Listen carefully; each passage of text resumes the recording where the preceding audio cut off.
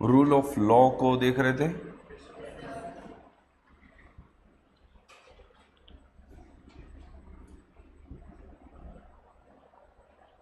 चलिए, तो rule of law में मैंने बताया था कि ये जो दो फीचर्स हैं, supremacy of law and the equality before law, ये दोनों ब्रिटेन में भी अप्लाई होते हैं और इंडिया पे भी होते हैं, हाँ या ना, दोनों जगह पर होते हैं। अब ये तो बेसिकली थ्योरी वहीं का है तो वहाँ तो होगा ही, हाँ या ना, बट भारत में होते हैं। सुपरमेसी ऑफ लॉ मतलब लॉ सुप्रीम होगा, इसके ऊपर कोई नहीं होगा, यस, इक्वालिटी बिफोर लॉ। और दूसरा, लॉ सुप्रीम है, कोई इसके ऊपर नहीं है, मतलब सभी लॉ के अकॉर्डिंग क्या हैं, इक्वल हैं, यस, इक्वालिटी बिफोर लॉ। तो ये जो दो कॉन्सेप्ट है ये तो इंडिया में अप्लाई होते हैं, यस। बट ये जो तीसरा पॉइंट है, यस, व्यक्तिगत अधिकारों का सोर्स ऑफ इंडिविजुअल राइट्स, ये केवल और केवल कहाँ पे अप्लाई होते हैं, ब्रिटेन में अप्लाई होते हैं, ये इंडिया में अप्लाई नहीं होती, यस। क्योंकि वहाँ पर ये कहा जा रहा है कि व्यक्तिगत जो अधिकारों का स्रोत है वो जुडिशरी है। कौन है, जुडिशरी। पर भारत में ऐसा नहीं है। भारत में लोगों के अधिकारों का स्रोत स्वयं में कौन है, कॉन्स्टिट्यूशन है। क्योंकि भारत में कैसा कॉन्स्टिट्यूशन है, रिटन है। कैसा है, रिटन। तो और सभी चीज़ें लिखित तौर पर हमें दी गई हैं, तो हमारे अधिकारों का स्रोत कॉन्स्टिट्यूशन है। जबकि वहाँ पर लोगों को अधिकार कहाँ से मिलते चले जाते हैं, जुडिशरी के प्रोनाउंसमेंट से, हाँ या ना, जजमेंट से मिलने चलते जाते हैं। क्लियर हो पा रहा है, लिखिएगा इसमें, नोट डाल के लिखिएगा, हिंदी में बोल रहा हूँ पहले। तीसरी विशेषता भारत में लागू नहीं होती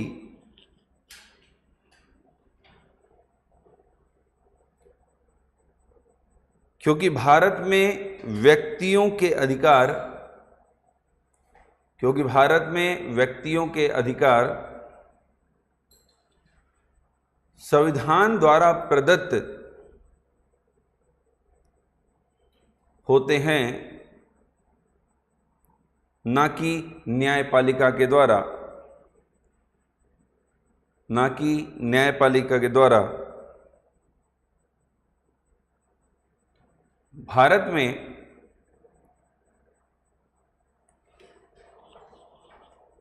न्यायालय या न्यायपालिका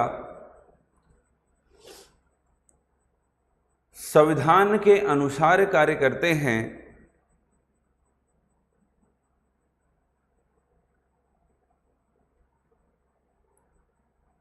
एवं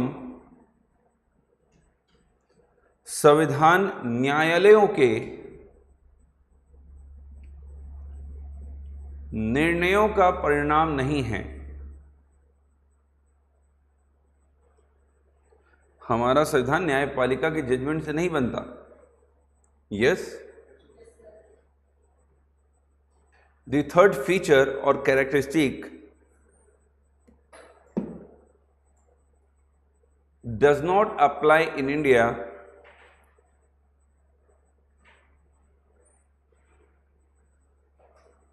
because the rights of individuals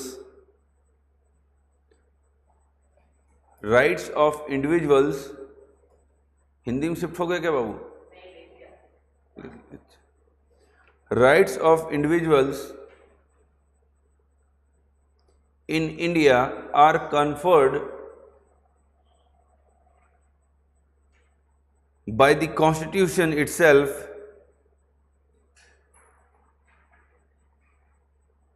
and not by the court.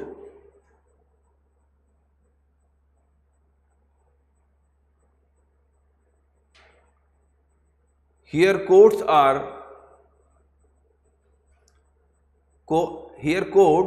works as per the, here the courts works as per the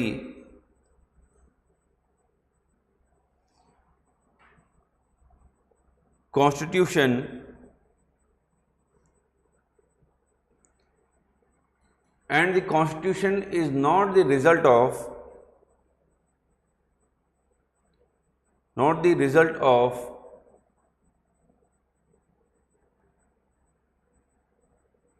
judgments or decisions of the courts। Para change करके हिंदी में लिखिएगा, प्रोफेसर A.V. डाइसी ने द्वारा बताया गया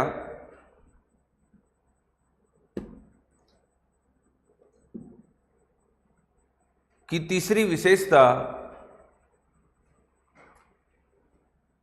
England को ध्यान में रखकर तैयार किया गया था या बनाया गया था,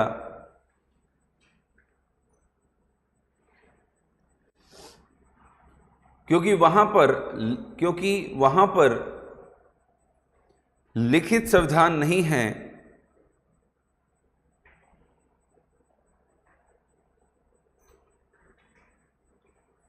एवं वहां संविधान का निर्माण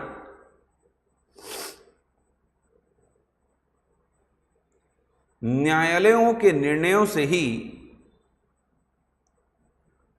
होता चला जाता है।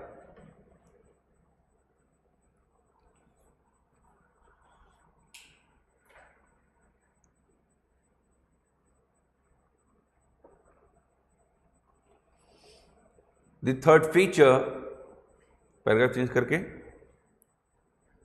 mentioned by the Professor A.V. Dicey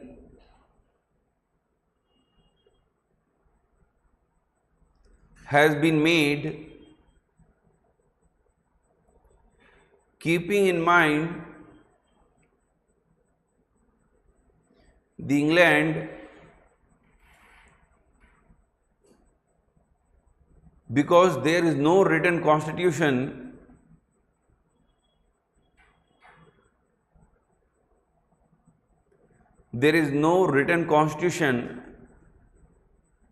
in England,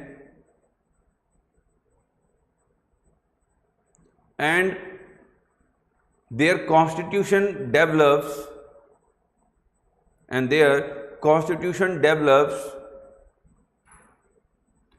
through decisions or judgments of the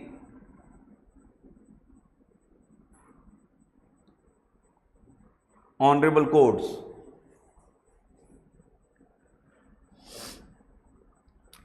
ठीक है, नेक्स्ट स्लाइड बनाइए, एक्सेप्शन। देखिए आर्टिकल 14 तो आपने पढ़ा और आर्टिकल 14 के बहुत सारे आपको एक्सेप्शन भी दिखाई देंगे, अपवाद दिखाई देंगे जो समानता के विपरीत दिखाई देते हैं। क्या दिखाई देते हैं? समानता के विपरीत। कि एक तरफ हम ये कह रहे होते हैं कि सभी लोग एक समान हैं, हाँ या ना, समानता है सभी में, कोई भी कानून के ऊपर नहीं होगा, पर संविधान ही स्वयं कई लोगों को अन्य से भिन्न बना देती है। यस, अगर आप, मैं और हम में से कोई भी क्राइम करता है तो हमें तुरंत गिरफ्तार कर लिया जाएगा और हमारे खिलाफ किसी भी न्यायपालिका में तुरंत ही कार्रवाई शुरू की जा सकती है, कोई रोक नहीं है हमारे लिए। यस, परंतु इस देश के राज्यपाल और राष्ट्रपति के द्वारा किए गए किसी भी कृत्य के लिए उनको एक कार्यकाल के दौरान उनको किसी भी न्यायपालिका में उनके खिलाफ कोई कार्यवाही शुरू नहीं की जा सकती और ना ही दंड दिया जा सकता है। यस, ये क्रिमिनल मैटर्स की बात कर रहा हूं मैं। सिविल मैटर्स जैसे पारिवारिक विवाद वगैरह हो गया, शादी विवाद हो गया, ये सारी चीजें चालू की जा सकती हैं, परंतु उसके लिए भी कम से कम 2 महीने पहले उनको सूचना देनी है, तब हमें घर से उठा के ले जाएगी पुलिस। यस, तो आर्टिकल 361 प्रेसिडेंट और गवर्नर को यह अधिकार देता है। किसको देता है? प्रेसिडेंट, राष्ट्रपति और राज्यपाल को। मतलब वो एक तरह से कानून के क्या दिखाई दे रहे होते हैं? ऊपर। इसके पीछे ये वजह नहीं है, इसके पीछे वजह जो है ये है कि देखिए, विश्व में कोई भी देश जाना होता है तो सामान्यतः प्रधानमंत्री जाते हैं बड़े देशों में, छोटे देशों में हमारे देश के मंत्री चले जाते हैं या फिर कई बार राष्ट्रपति को भी भेजा जाता है।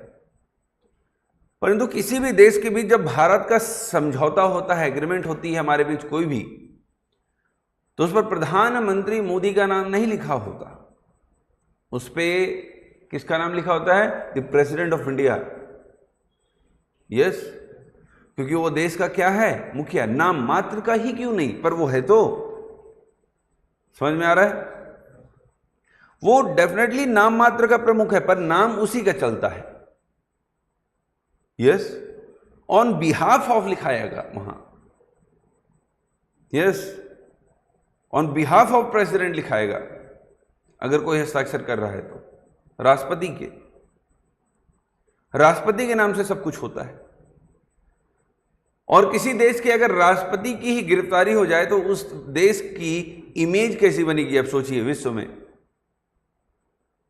यस, और इसीलिए हमारे संविधान के द्वारा ही आर्टिकल 361 में राष्ट्रपति जो देश का प्रमुख होता है और राज्यपाल जो राज्यों का प्रमुख होता है, इनको क्या दी गई है? छूट दी गई है। एक एक करके देखते हैं।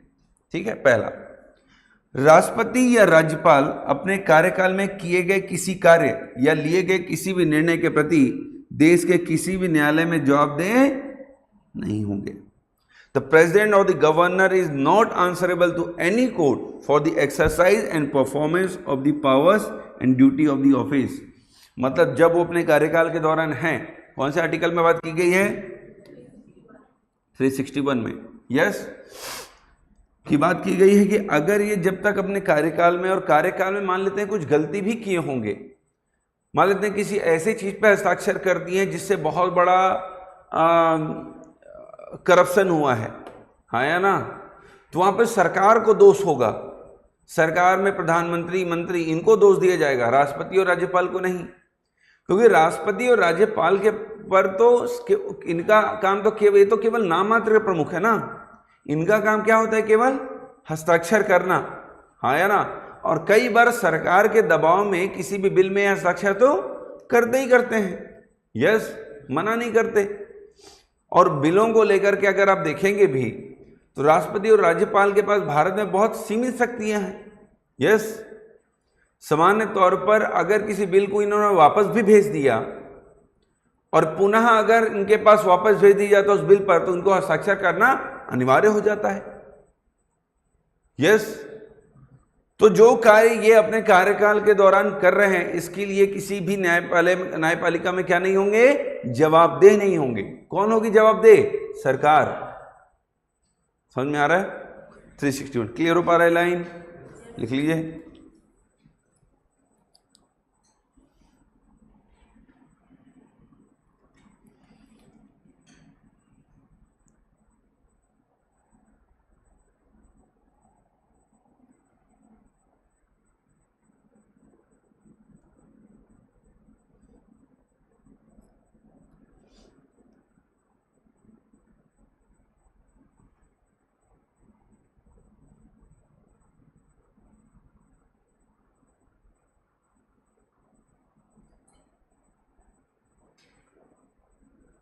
मान लो कि राष्ट्रपति का काफिला जा रहा था और राष्ट्रपति के गाड़ी के नीचे कोई आ गया, वो निपट गया, क्या जेल में डाल दोगे राष्ट्रपति को?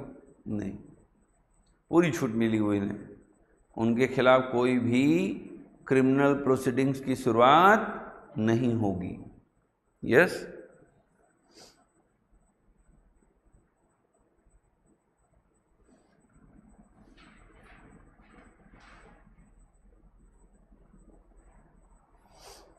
अगर ऐसा लगता है कि राष्ट्रपति कुछ गलत कर रहे हैं तो सबसे पहले दंड देने का अधिकार किसी को है तो वह संसद को। संसद उनके खिलाफ क्या लेकर आएगी?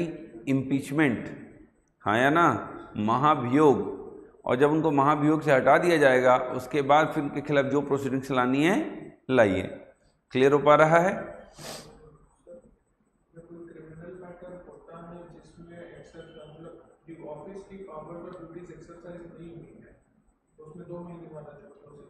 सिविल मैटर्स में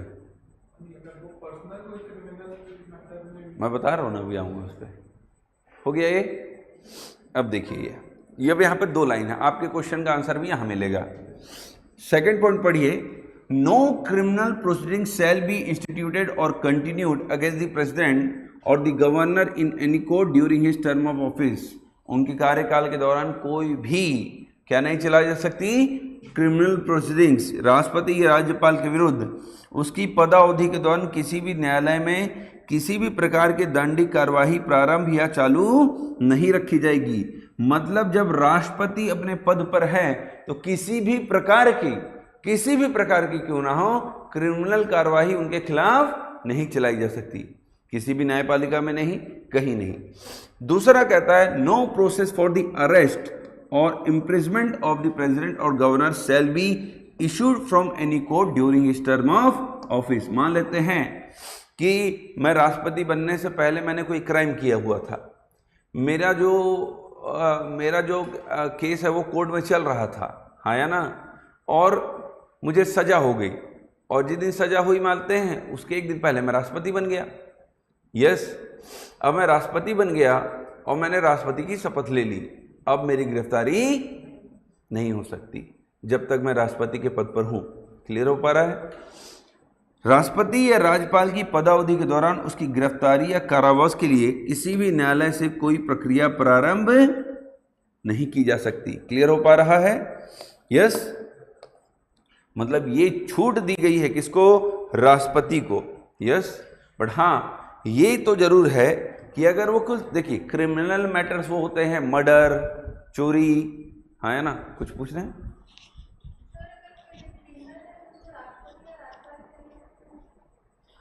अरे तो इस देश में वैसे ही लोग तो बनते हैं। देखिए मैक्सिमम जो राष्ट्रपति या राज्यपाल के पद में बैठे हुए लोग हैं सामान्यतः, आया ना, वो कहीं ना कहीं पॉलिटिकल पार्टी से ही उठ कर आ रहे हैं। यस, और पॉलिटिकल पार्टी में रहने वाले लोगों के ऊपर क्रिमिनल चार्जेस ना हो, ऐसा कैसा हो सकता है ना? लाइफ में कभी ना कभी चार्जेस तो रही होंगे, तभी वो पॉलिटिक्स में आगे बढ़ पाए हैं। यस, क्योंकि डेफिनेटली चार्जेस होते हैं, पर क्योंकि जैसे जैसे आप राजनीति में ऊपर उठने लगते हैं वो सारे चार्जेस से आप डिस्चार्ज हो जाते हैं, है ना, क्योंकि आपके पास अधिकार आ जाते हैं। यस, सारे जितने भी आपके ऊपर चार्जेस लगे होते हैं, कई बार संसद इस प्रकार के कानून लेकर आती है कि राजनीतिक द्वेष से लगाए गए राजनेताओं पर जितने भी चार्जेस हैं, है ना, उनको समाप्त किए जाते हैं। यस, इस तरह के लॉज भी लाए जाते हैं कई बार, और उसके द्वारा जितने भी चार्जेस हैं उनको समाप्त कर दिया जाता है। यस, और इसीलिए वो फिर सफेद हो जाते हैं।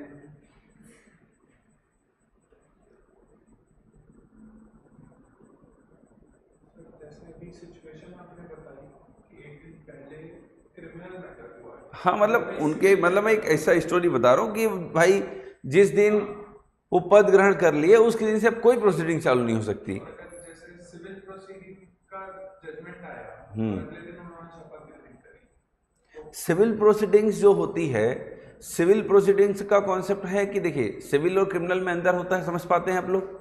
क्रिमिनल इज मर्डर, चोरी, मतलब ऐसा क्रिमिनल एक्ट वो एक्ट होता है जिससे समाज में प्रभाव डलता हो। मर्डर कर दिया किसी ने चोरी कर दी, किसी ने किसी को कूट दिया, है ना, रेप एंड ऑल, ये सब क्रिमिनल एक्ट्स हैं जो कि समाज में प्रभाव डालते हैं, डर पैदा करते हैं। लूट, डकैती, एक्सीडेंट, ये सब क्रिमिनल एक्ट्स हैं, है ना, जो कि समाज में डर पैदा करते हैं, समाज में प्रभाव पैदा करते हैं। जबकि सिविल मैटर्स वो होते हैं जिसका प्रभाव समाज में नहीं दिखता, हाँ या ना, जो वो विवाद दो या दो से अधिक लोगों के बीच हो सकता है, पर बेसिकली वो दो या दो लोगों के बीच होता है, एक या दो लोगों के बीच होता है, 2-3 लोगों के बीच। जैसे कि जमीन विवाद मान लेते हैं कि आप 2 भाइयों के बीच जमीन विवाद है, वो कैसा विवाद है? सिविल। पर जमीन विवाद में दोनों भाई ने एक दूसरे को कूट दिया, कैसा विवाद हो गया? वो क्रिमिनल। समझ में आ रहा है? ये चीजें, पति पत्नी के बीच तलाक का विवाद वगैरह वगैरह, ये कैसा विवाद है? पर पत्नी ने कहा कि नहीं नहीं, मेरे ससुर, मेरे पति, मेरी सास, मेरा पूरा ससुराल खानदान मुझे कूटते हैं, हाँ या ना, तो ये डोमेस्टिक वायलेंस, ये क्या आ गया? क्रिमिनल। आ रहा समझ में? तो सिविल मैटर्स सामान्यतः पारिवारिक विवाद होते हैं, यस, या दो तीन लोग के बीच का सामान्य विवाद होता है जो पारिवारिक या फिर सामान्य दृष्टि का होता है, जिसमें कोई भी क्रिमिनल एक्ट के फीचर्स नहीं होते, कैरेक्टरिस्टिक्स नहीं होते। तो ऐसे मामलों में, ऐसे अगर कोई सिविल प्रोसीडिंग्स है तो वो राष्ट्रपति के अगेंस्ट चलाया जा सकता है, परंतु उनको कितने दिन पहले सूचना देनी है? कम से कम 2 महीने पहले सूचना देनी है। यस, 2 महीने पहले सूचना दीजिए, तभी उनके अगेंस्ट सिविल प्रोसीडिंग शुरू की जा सकती है। क्लियर हो पा रहा है? वो तलाक को लेकर हो सकता है, यस, वो जमीन विवाद को लेकर हो सकता है, पारिवारिक वगैरह वगैरह, यस, जिसमें जरूरी नहीं है कि वो खुद पेश हो, वकील पेश होगा, काम होगा अपना। ठीक है, हो गया? ये लिख लिया? बहुत स्लो लिख रहे हो यार। चलो इधर उधर छाप लेना। Next, no civil proceedings against the president और the governor is to be instituted during his term of office in any court in respect of act done by him in his personal capacity, yes, whether before or after enter upon his office until the expiration of 2 months after notice has been delivered to him, yes। पहली तो बात कि भाई कोई भी civil proceeding शुरू तब तक नहीं की जा सकती जब तक कि उन्हें कितना महीने पहले सूचना ना दिए हो? 2 महीने पहले सूचना नहीं दी हो। 2 महीने पहले सूचना दो और सिविल कार्यवाही आप शुरू कर सकते हो। किसके खिलाफ? राष्ट्रपति के खिलाफ। सिविल, क्रिमिनल नहीं। क्रिमिनल की बात नहीं की गई है।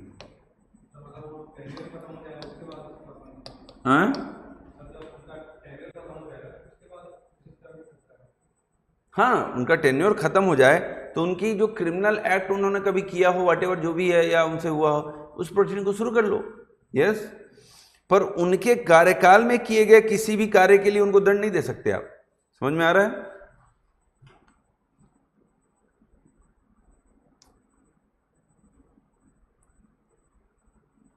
अगर 2 लोगों के बीच डाइवोर्स हो रहा है तो वो कैसा मैटर है? क्यों? क्योंकि वो क्या इसका इंपैक्ट सोसाइटी में पड़ रहा है? नहीं भाई, तलाक का इंपैक्ट सोसाइटी में कहां से पड़ेगा? वो 2 लोगों के बीच पड़ेगा ना। हो सकता है तीसरा खुश हो रहा हो, यस, कि चलो अच्छा वो तलाक हो रहा है, अब मेरा रास्ता साफ हो गया, यस, अब मुझे नीले ड्रम की जरूरत नहीं पड़ेगी।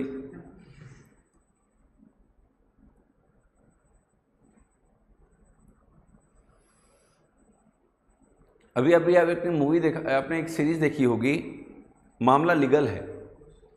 अभी तो उसका सीजन 2 आया। सीजन 1 आपने देखा होगा।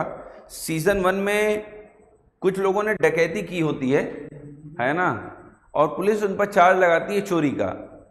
तो क्योंकि धारा गलत लगी हुई थी इसलिए उनको जमानत मिल जाता है ना। उस मूवी में दिखाया गया है। उसको अगर आपको रियलिटी में देखना है तो अब चले जाइए पर्टिकुलर, अब वो सोनम, क्या नाम है उसका पूरा? मंगचुक नहीं यार, अरे जिसने अपने पति को, सोनम सूर्यवंशी या कुछ था ना, रघुवंशी, सोनम रघुवंशी वाला केस।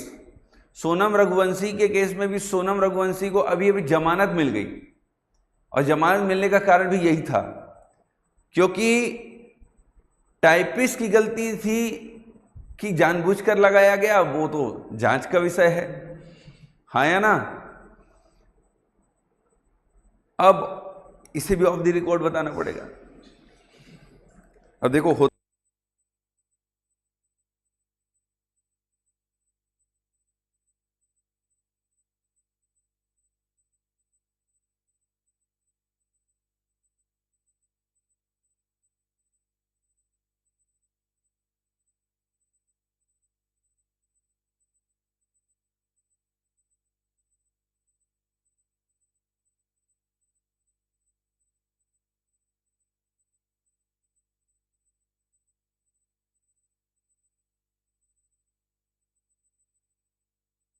उस पर्टिकुलर केस में ये बोला जा रहा है कि भाई क्लरिकल मिस्टेक है, बाबू ने टाइप करने में गलती कर दी इसलिए धारा गलत लिखा गया।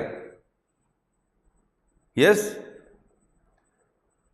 भाई चलो बाबू ने गलती की, पर चार्जशीट जब तुम इतना बड़ा केस था, तुम चार्जशीट जब कोर्ट में पेश करने जा रहे थे तो तुम क्या देख के गए हो? चार्जशीट को तुम झांके भी नहीं होगे। चार्जशीट अगर कंप्यूटर में भाई टाइप हुई होगी, उसके बाद प्रिंट भी हुई होगी कि नहीं? यहां से टाइप के दंदनाक सीधा जज के पास फेंक दिए हैं, मतलब कुछ भी चल रहा है। तो यहां पर सिंपल सी बात है, यहां पर सरकार को, वहां की सरकार को यस उन पुलिस पर्सनल्स और उन सरकारी ऑफिसर्स के जिनके वजह से गलती हुई है उनके खिलाफ सख्त कार्रवाई करनी चाहिए, पर होगी नहीं। यस हैं? सब एक ही थाली में खा रहे हैं।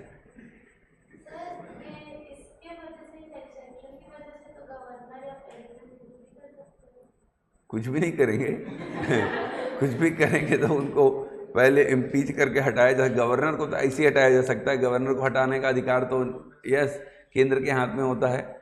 यस बट राष्ट्रपति को हटाने के लिए महाभियोग लाया जा सकता है, ताकि राष्ट्रपति को एक इम्पीचमेंट रेजोल्यूशन पास कर देंगे अगर हम पार्लियामेंट से, तो पद से हट जाएंगे, और पद से हट गए तो फिर कार्रवाई करिए उनके खिलाफ, है ना? ऐसा नहीं कि मनमाने बन जाएंगे आप। और डेफिनेटली आप जब उतने बड़े पद पे आते हैं तो आपकी सोच छोटी नहीं रहती, आप एक अलग लेवल पर पहुंच जाते हैं, हाँ या ना? यस अब देखिए, मैं अगर नीरव मोदी रहूँगा तो मैं 1800 करोड़ करप्शन करने को सोचूंगा, हाँ या ना? यस और अगर मैं एक गरीब चोर रहूँगा तो मैं एक साइकिल चोरी करने का सोचूंगा, तो दोनों के बीच अंतर तो होगा ही। यस कि क्या चोरी करना और क्या नहीं। यस और एक चीज़ की चोरी में सज़ा मिल जाती है, और एक चीज़ की चोरी में लोग बढ़िया घूमते हैं देश के बाहर, है ना? तो ये भी फर्क है ना? तो जितनी भी छोटी चोरियां हैं उसमें बेचारा जेल में अंदर बंद रहता है। यस और जो कि बड़ी चोरियां हैं उसमें उसको सरकार लेकर नहीं आ पा रही है, वो नीरव मोदी हो या फिर क्या नाम उनका है ना, विजय माल्या हो, है ना, इनको सरकार लेकर नहीं आ पा रही है। कितने 100 करोड़ों का इन्होंने घपला किया हुआ है। यस तो घपला वपला करें तो छोटा मोटा मत करें, ये मतलब इससे सीखने को मिलता है। यस करें तो बड़ा करें ताकि सरकार आप तक ना पहुंच पाए। यस अब ये दिखाता ही तो है ना कि हमारा जो सिस्टम है वो कितना कमज़ोर है इनके आगे। यस कि आप जो लोग, पहली चीज़ है कि जो लोग इतने बड़े बड़े करप्शन पे जुड़े हुए थे, हाँ या ना, क्या जो लोग और उन लोगों ने करप्शन किया तो क्या भारत में उससे वो लोग जुड़े हुए लोग नहीं हुए होंगे, रहे होंगे, तभी तो कर पाए वो। यस और जब सारी चीज़ें हो रही थी तो क्या किसी के नॉलेज में नहीं रहा होगा, तो वो कैसे भाग गए? इन सारी चीज़ों की जांच होनी चाहिए पर नहीं होती। यस अब क्यों नहीं होती पूछेंगे मैडम? मत पूछिएगा। क्यों नहीं पूछिएगा? क्योंकि सब एक थाली में खाना खा रहे हैं। यस कि अगर 5 रुपए आपके पास हैं तो 5 रुपए मेरे को भी मिलते हैं। यही तो कॉन्सेप्ट है करप्शन का, बड़े करप्शन का। यस भाई जो ये सड़कें में करप्शन होती हैं, बड़े बड़े जो करप्शन आपको दिखाई दे रहे हैं, इसमें सबके तार जुड़े हुए हैं कहीं ना कहीं से। जांच हो जाए तो सब फंस जाए। भारत में भी अगर चाइना के जैसे करप्शन के ऊपर कानून आ जाए, डायरेक्ट मृत्यु दंड वाला, तो करप्शन खत्म हो जाएगा यहाँ। पर कौन लाएगा कानून? क्यों लाएगा ये बताइए मुझे। यस एक मूवी बनी थी इरफान खान की, उसमें वो एक मंत्री के बच्चे को किडनैप करते हैं, है ना, क्योंकि इरफान खान का बेटा एक पुल के गिरने से मर गया होता है, हाँ या ना। उसमें जो मंत्री बने होते हैं वो एक लाइन कहते हैं कि सरकार जब है ना, सरकार करप्शन का, सरकार जो है वो करप्शन के लिए है, वो एक इस तरह का लाइन का यूज करते हैं। मतलब सरकार बनी इसलिए इस तरह का वर्ड का प्रयोग कर रहे होते हैं कई बार। तो अगर भारत में भी इस तरह का कानून बन जाए जिसमें करप्शन के चार्जेस में अगर करप्शन प्रूफ हो जाए, हाँ या ना, डेफिनेटली उसमें टाइम लगे न्यायपालिका में, पर अगर करप्शन प्रूफ हो जाए एक बार तो उसे क्या मिलनी चाहिए? मृत्युदंड। चाइना में एक मिनिस्टर लेवल के व्यक्ति को जिस पर करप्शन के चार्जेस लगे थे उन्हें मृत्युदंड दिया गया। तो जब वहां पर इतना कठोर कानून होगा हिटलर की तरह, तो फिर लोग करप्शन करने से भी डरेंगे। तुम खुद देना चाहोगे तो नहीं लेगा आदमी। करप्शन बोलने से कभी नहीं रोका जा सकता, सामान्य दंड से नहीं दिए जा सकता। सबको पता है कि करप्शन करेंगे 4 दिन सस्पेंड रहेंगे, 5वें दिन बेल में बाहर आ जाएंगे और जिंदगी फिर वैसी जिएंगे, और एक साल बाद फिर से नौकरी ज्वाइन कर लेंगे और वो करप्शन की केस चलती रहेगी और एक दिन खत्म हो जाएगी। यही तो है, क्योंकि सजा ही नहीं है उसके लिए कुछ जब ज्यादा। और जिसने करप्शन के चार्जेस में तुमको गिरफ्तार किया, उसका काम है तुम्हारे खिलाफ स्ट्रॉन्ग केस पेश करना, जो करता ही नहीं है। तुम उठा के देख लो छत्तीसगढ़ में। यस, क्योंकि जैसे ही करप्शन होता है उसके सेटिंग हो जाती है। ये तो चल रहा है। तो करप्शन के लिए अगर आज मृत्युदंड सरकार घोषित कर दे, कोई ऐसी सरकार आ जाए जो करप्शन चार्जेस के लिए मृत्युदंड जैसा कानून बना दे, जो कि बनाएगी नहीं, तो उस दिन देश सुधर जाएगा। तुमको रोड अच्छे दिखने लगेंगे, देश साफ सुथरा दिखने लगेगा, जंगल में जानवर मरना बंद हो जाएंगे, पेड़ पौधे कटना बंद हो जाएंगे, देश 80% सुधर जाएगा, 80%। क्योंकि कोई भी फिर क्या नहीं करना चाहेगा, लोग बोलेंगे भाई मैं सूखी रोटी खा के जिंदा रह जाऊंगा और करप्शन नहीं करूंगा, अगर ऐसे कानून आ जाएं। यस, एक सुप्रीम कोर्ट के वकील हैं अश्विनी वैष्णव, है ना, उन्होंने PIL फाइल करके रखा हुआ है सुप्रीम कोर्ट में। अब सुप्रीम कोर्ट अगर इस पर निर्णय करती है तो अच्छी बात है। यस, कि अगर सुप्रीम कोर्ट अगर सरकार को अपने इनहेरेंट पावर का यूज़ कर सुप्रीम कोर्ट अगर आदेश दे दे, आया ना, तो सरकार में भी करे। यस, क्योंकि करप्शन की वजह से कहीं ना कहीं हमारे फंडामेंटल राइट्स का वायलेशन होता है। यस, आर्टिकल 21 हो या आर्टिकल 14 हो, इसका वायलेशन होता है। और अगर करप्शन की वजह से हमारे जीवन जीने के अधिकार की स्वतंत्रता बाधित हो रही है तो डेफिनेटली उसे नल एंड वॉइड करना चाहिए, एंड उसके लिए एक कठोर से कठोर कानून बनना चाहिए। यस, अब देखिए कानून तो बहुत सारे हैं यहाँ पर कई बार सज़ा जरूर मिलती है, पर वो प्रॉपर मैनर में अप्लाई नहीं हो पाती। ठीक है, चलिए। कौन? जिनका सस्पेंड लंबे वक्त तक रहता है, उनको सैलरी मिलता है? हाँ, हाफ सैलरी मिलती है। आप अटैच रहते हैं मुख्यालय में और आपको आधी सैलरी मिल रही होती है, पर जैसे ही आपका सस्पेंशन कैंसिल होता है आप फिर नौकरी में वापस आ जाते हैं, जितना बचा कुछ सैलरी आपको फिर से मिल जाता है। हाँ, है ना, क्योंकि जो चार्जेस आपके ऊपर लगाए गए थे वो प्रूफ नहीं हुए। यस, और समानता होते नहीं हैं, बहुत रेयर है कि होते हैं, बहुत रेयर होता है, 100 में से कोई 1-2। यस, हाँ, एक्सट्रीम पे। अरे बहुत सारे ऐसे हैं, समझ में आ रहा है, बहुत सारे ऐसे केसेस हैं। और सुप्रीम कोर्ट के जजमेंट भी हैं भाई कि किसी को जेल में रखना नहीं है ना। उन्होंने कहा जेल इज एक्सेप्शनल, है ना, जेल क्या है? एक्सेप्शन है। बेल इज राइट, बेल अधिकार है और जेल एक्सेप्शन है, तो लोग इसलिए ज़्यादा दिन जेल के अंदर रहते नहीं हैं, है ना।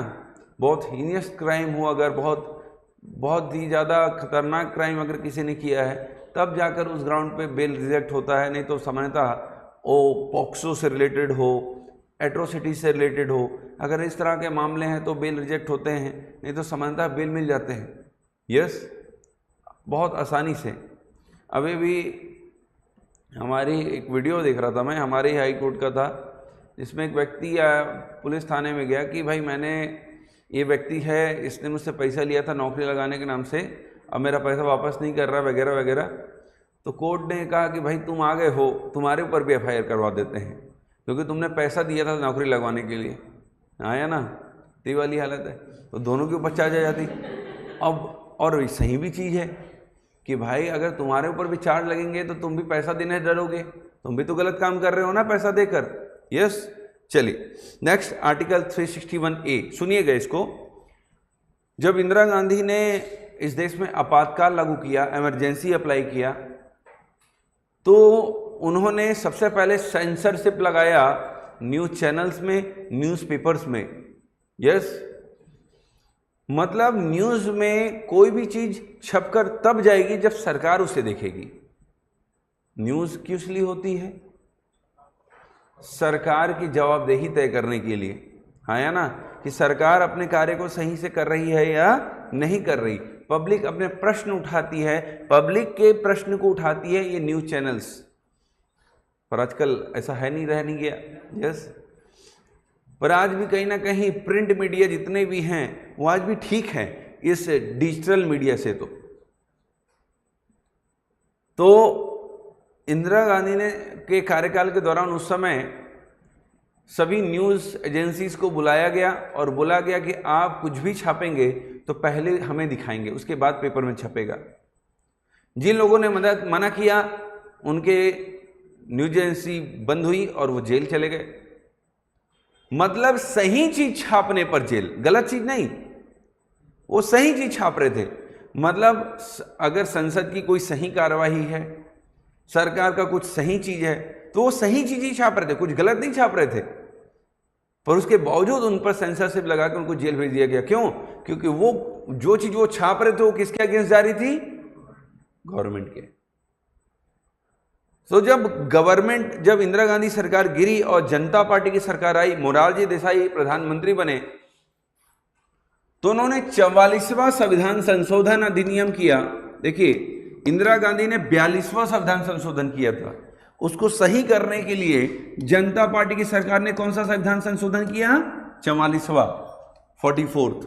और इस 44th अमेंडमेंट के थ्रू एक पॉइंट हमारे संविधान में जोड़ा गया, आर्टिकल 361A आर्टिकल जोड़ा गया, और इसमें कहा गया, पढ़िए, no person shall be liable to any civil or criminal proceedings in any court in respect of any publication in a newspaper, radio, television of a substantially true report of any proceedings of either parliament or either house of state legislature। मतलब सही चीज छापते हो तो उसके लिए कोई भी दंड नहीं मिलेगी, ये चीज कहा गया। मतलब किनको अधिकार दिया गया? हमारे संविधान के चौथे स्तंभ को, न्यूज एजेंसीज को, ताकि वो सच छाप सकें, किसी से भी ना डरें। क्लियर हो पा रहा है ये चीज? तो कौन सी संविधान संशोधन जोड़ी गई थी? कौन सा आर्टिकल जोड़ा गया था? लिख लीजिए,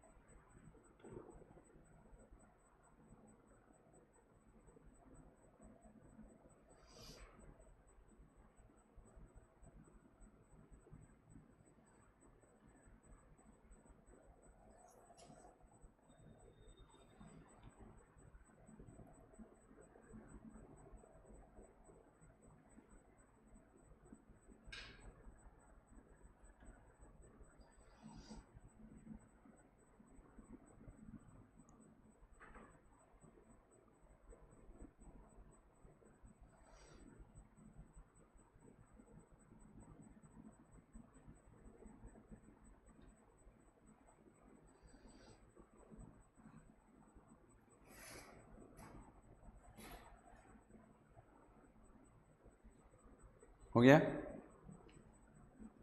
चलिए नेक्स्ट, ये हो गया ना सभी, छाप लिए?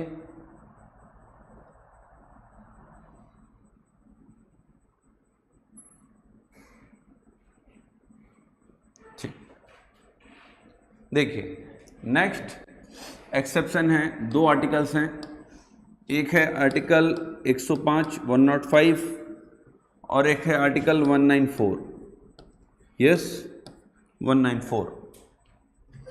अब ये जो दो आर्टिकल हैं, ये दोनों ही आर्टिकल स्पेशल राइट्स देती हैं, प्रिविलेजेस देती हैं the member of parliament and members of state legislatures को। आर्टिकल 105 कहता है मेंबर ऑफ पार्लियामेंट के लिए, किसके लिए? मेंबर ऑफ पार्लियामेंट के लिए, कि जो सदस्य हैं संसद के, उनकी बात करता है। और आर्टिकल 194 बात करता है स्टेट लेजिस्लेचर के लिए, किसके लिए? स्टेट लेजिस्लेचर के लिए, यस, और के मेंबर्स के लिए, के मेंबर्स के लिए। अब एक स्टोरी सुनिए। एक बहुत बड़ी राजनेता है, नाम बहुत बड़ा है उनका, यस। अब वो क्या करती हैं कि उनकी सदस्यता लोकसभा में थी। कहाँ थी? लोकसभा में। वो उत्तर प्रदेश की मुख्यमंत्री भी रह चुकी हैं, यस। और जब बीच में फिर उन्होंने लोकसभा की सदस्यता ग्रहण की, 2017 में यूपी का चुनाव होने वाला था, उससे जस्ट पहले की बात है ये, यस। उस समय वो लोकसभा की मेंबर थी, पर उनको पता था कि मुझे 2017 में यूपी का चुनाव जीतना है या लड़ना है, तो मुझे लोकसभा की सदस्यता को त्याग देनी है और थोड़ा ऐसा माहौल बने ताकि मैं चुनाव जीत पाऊँ, है ना।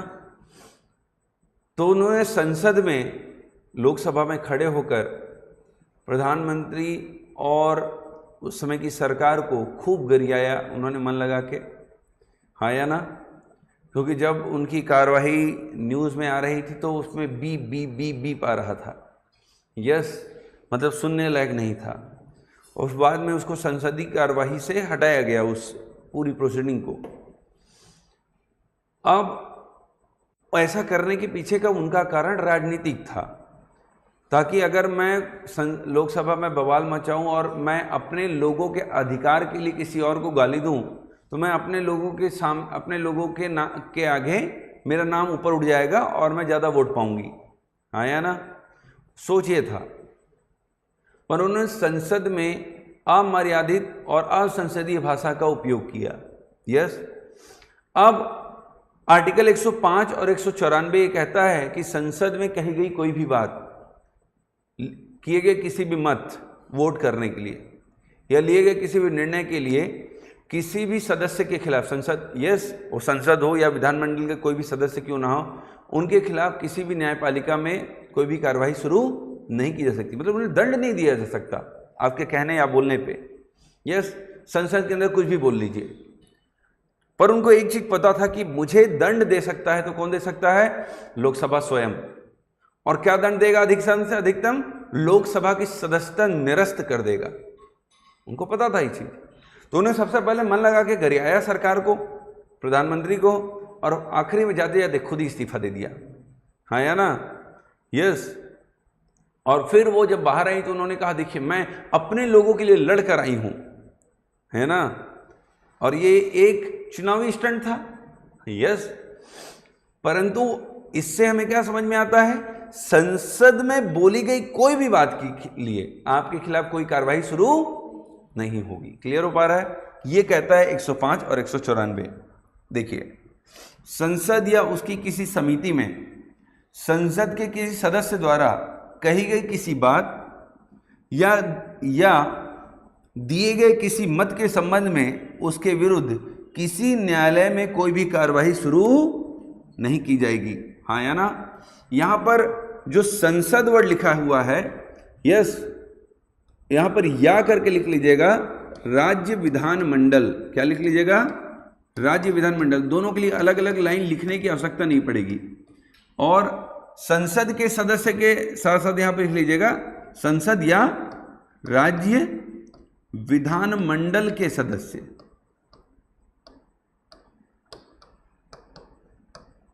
यस, और यहां पर 105 के साथ साथ लिख लीजिएगा 194। देखिए 194 भी लिखा हुआ है यहां पर दोनों के लिए अलग अलग लाइन लिखने की जरूरत क्या है, दोनों जब सेम है तो। आ रहा समझ में कॉन्सेप्ट? मतलब तुमको अगर अपने मन की भड़ास निकालनी है तो कहां के सदस्य बन जाओ, संसद या राज्य विधानमंडल की। जाओ मन लगाकर वहां पर बोलो, तुम्हारे खिलाफ किसी भी न्यायपालिका में कार्रवाई शुरू नहीं होगी। संसद में बैठ के अपने दुश्मन कर आओ, यस, कोई कार्रवाई नहीं होगी, क्योंकि संसद में कही गई कोई भी बात और लिए गए किसी भी निर्णय के लिए, मत के लिए, वोट देने के लिए आपके खिलाफ किसी भी न्यायपालिका में कोई भी कार्रवाई शुरू नहीं की जा सकती।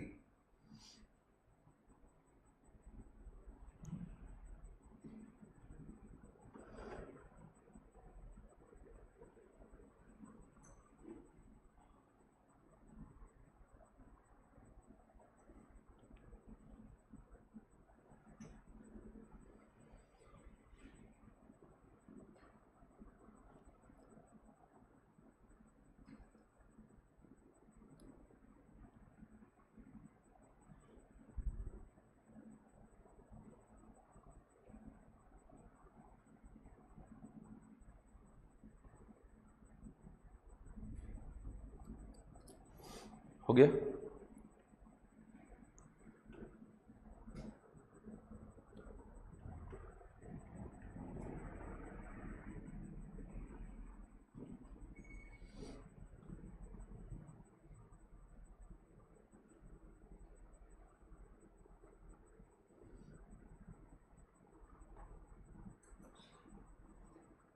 कोई डाउट?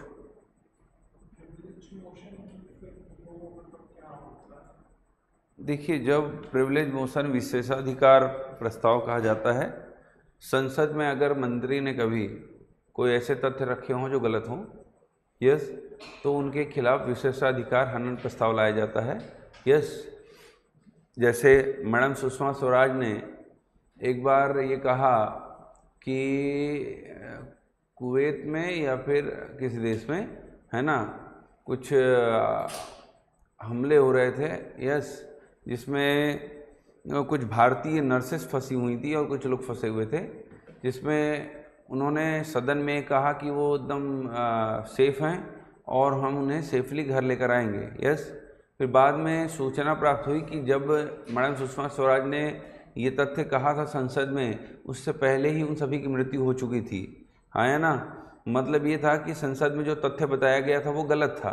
मैं संसद पढ़ाऊँगा तो बताऊँगा इस सारी चीज़ों को पार्लियामेंट में, है ना।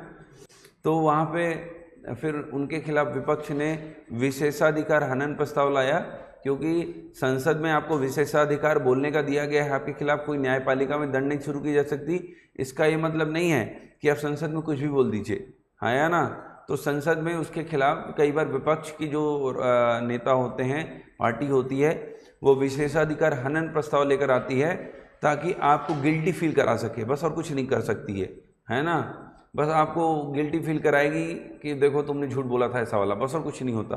ठीक है, क्लियर हो पा रहा है ये? एक मूवी देखा होगा आपने, रॉ, जॉन अब्राहम की आई हुई थी, देखा है कि नहीं देखा है? वो रॉ एजेंट बने होते हैं और वो पाकिस्तान जाते हैं। कहाँ जाते हैं? पाकिस्तान। यस, पाकिस्तान जब वो जाते हैं तो वो धीरे धीरे पाकिस्तान में ही पाकिस्तान के ऑफिशियल्स में शामिल हो जाते हैं, परंतु पाकिस्तान में बहुत सारे भारत के स्पाई होते हैं जो उनको मदद कर रहे होते हैं।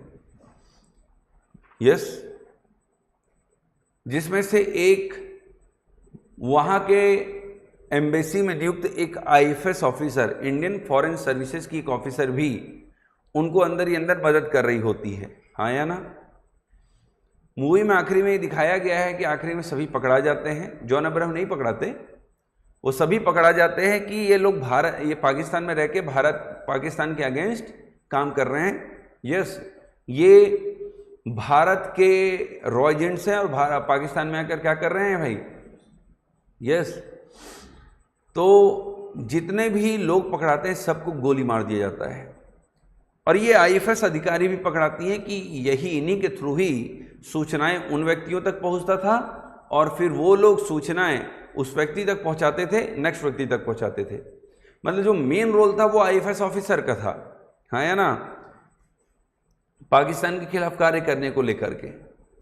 अब वहां पर जितने भी पाकिस्तानी ऑफिसर जितने लोगों को पकड़ते हैं सबको गोली मार देते हैं एक्सेप्ट उस आईएफएस ऑफिसर को, क्योंकि यूनाइटेड नेशन का रूल है ना, कि तुम किसी भी डिप्लोमेट को सजा नहीं दे सकते। यस, अगर आप आईएफएस ऑफिसर हैं, अगर आपने किसी अन्य देश में कोई क्राइम कर दिया तो ज्यादा से ज्यादा वो देश आपको डिपोर्ट करेगी। क्या करेगी? डिपोर्ट कर देगी, मतलब अपने देश में वापस भेज देगी और फिर आपको कहेगी कि आप इन्हें दंड दीजिए, हाँ या ना, और संबंध के आधार पर हमें उन्हें दंड देना होता है। क्लियर हो पा रहा है? यस। और पाकिस्तान से क्या संबंध? तो संबंध के आधार पर अब हमें उन्हें दंड देना होता है। यस, डिप्लोमेट्स को इम्यूनिटी मिली होती है, इसलिए डिप्लोमेट्स के पास पासपोर्ट भी अलग होता है, मैरून कलर का पासपोर्ट होता है, वो रखते हैं। जितने भी सरकारी ऑफिशियल्स हैं, मतलब जो सरकार के कार्य से विदेश जा रहे हैं, वो मंत्री हों, विधायक हों, वो कलेक्टर हो, एसपी हो, वो वाइट पासपोर्ट लेकर जाएगा।